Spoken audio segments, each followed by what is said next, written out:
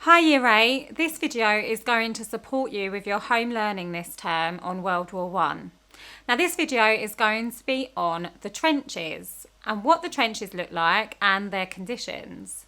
Now World War One, which happened in 1914 to 1918, was fought mainly in the trenches. If you have a look at this diagram, you'll see how a trench was set up. The trenches were built by the Triple Entente and the Triple Alliance, and they both faced each other. The piece of land that was in the middle of the trenches was called no man's land. Now, your home learning will look at some of the ways in which the trenches cause problems for the soldiers. Now, what lots of you will look at is what is known as the firing line, so the front trench. But there were lots of different trenches that came behind that trench. So the first trench, which was the firing trench, and if you can have a look at this diagram, was where you would have gone over the top. Behind that would have been the support trench, followed by the reserve trench. Now in the trenches, there would have been lots of different things going on. There would have been medical care, people eating, people sleeping. It wasn't all combat.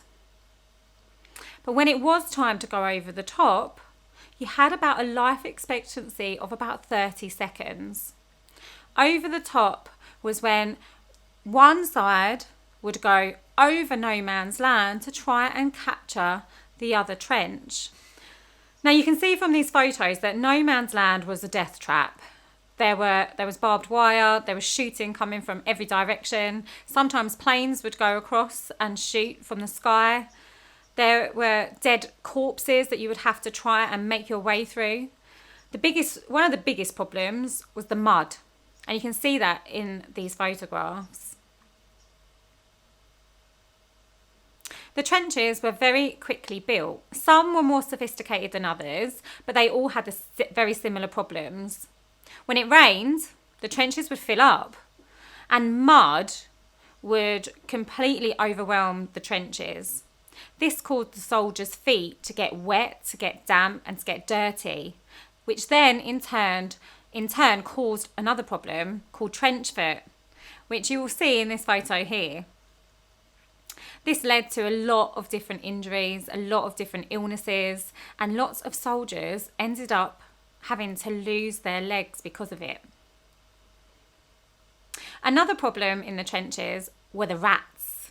Now, rats could sometimes grow as big as cats, mainly because they had an endless supply of food. They would gorge themselves on the corpses that lie around the trenches.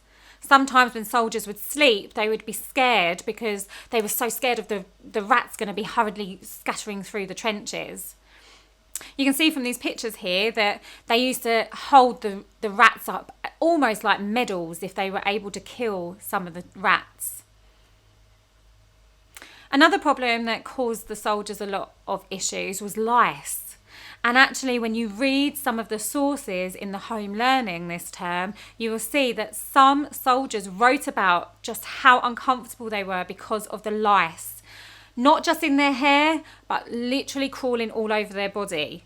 Some soldiers actually described looking at other soldiers while they were sleeping, and they could see them moving from the amount of lice that were moving around their body.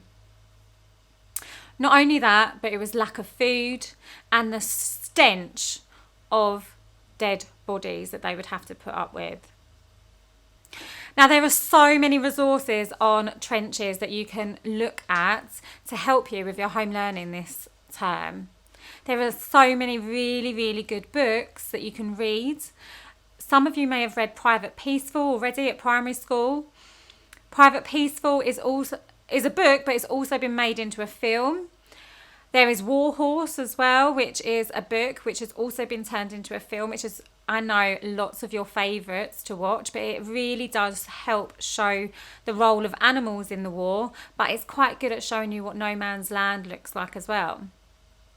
Now, 1917, which was a film that was out in the cinema this year, is on Amazon Prime at the moment, but keep a lookout because it might be available for you guys to watch very soon. Now, 1917 is a film that really, really helps show how the trenches were set out and what no man's land was like as well. If you did want to do some research as well, then the BBC website has lots of resources, including soldiers' own experiences when they wrote letters home talking about the daily life in the trench.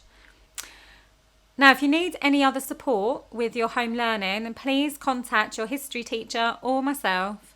And I hope you're all staying well, and I'll see you soon. Bye.